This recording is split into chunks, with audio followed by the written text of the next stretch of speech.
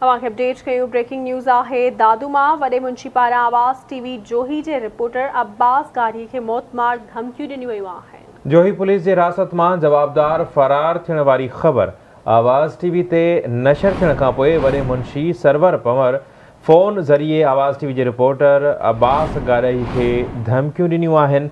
वॾे मुंशी पारां अब्बास गाड़ई खे मौतमार धमकियूं ॾियण ऐं गरा नतीजा भोगण जूं धमकियूं ॾिनियूं वयूं आहिनि, जॾहिं त जोही पुलिस जी हिरासत मां चोरी इल्ज़ाम में गिरफ़्तार जवाबदार अब्दुरज़ाक बाहोटो पुलिस मोबाइल मां टुपो ॾेई फ़रार थी वियो हो।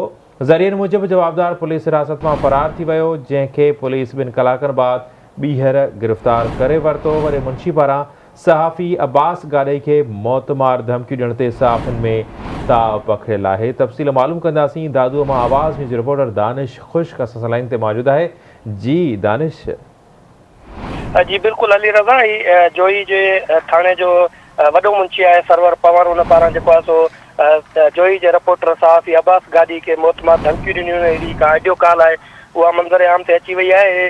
जोही थाणे ते चोरी जे केस में जवाबदार गिरफ़्तार हुयो अब्दुल रज़ाक बाहुटो, जेको जंहिंखे पुलिस जेको आहे सो अदालत मां हाज़िरीबाद जेको आहे थाणे ते मुंतक़िल करे पई, जेको आहे सो पुलिस मोबाइल मां टपो ॾेई विच शहर में फरार थी ऐं भॼी वियो, जंहिंखे पुलिस जेको आहे सो 2 कलाकनि बाद जेको आहे सो गिरफ़्तार करे ॿीहर थाणे ते मुंतक़िल कियो। ऐं हुन बाद जेको आहे सो अहिड़ी जेका ख़बर आहे उहा आवाज़ टीवी ते हलाइण बाद आवाज़ टीवी जोही जे रिपोर्टर अब्बास गाड़ी खे वॾे मुंशी गुलाम सरवर पंवर पारां जेको आहे सो मौतमार धमकियूं ऐं गरा नतीजा भोगण जूं धमकियूं ॾिनियूं आहिनि।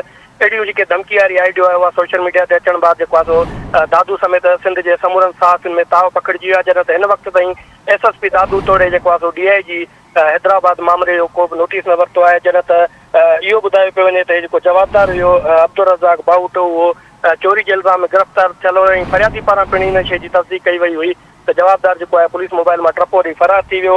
अली रज़ा मां तव्हांखे ॿुधाईंदो वञा त हिन वक़्त ताईं जेको आहे सो जेके सहाफ़ियुनि पारां उहो मज़ामती जेके सोशल मीडिया ते ॿियनि शयुनि ते हलनि पियूं, पर जेको आहे सो पुलिस एख्तियारियूं हिन वक़्त ताईं को बि नोटिस न वरितो आहे ऐं सहाफ़ियुनि पारां चिताव ॾिनो वियो आहे त वॾे मुंशी गुलाम सरवर पंवर खे फौरी तौर ते मुअतल कयो वञे, त ॿी सूरत में SSP ऑफिस जे मुख्य गेट आॾो सहाफ़ियुनि पारां धरणो हयो वेंदो। जी महिरबानी मां जी।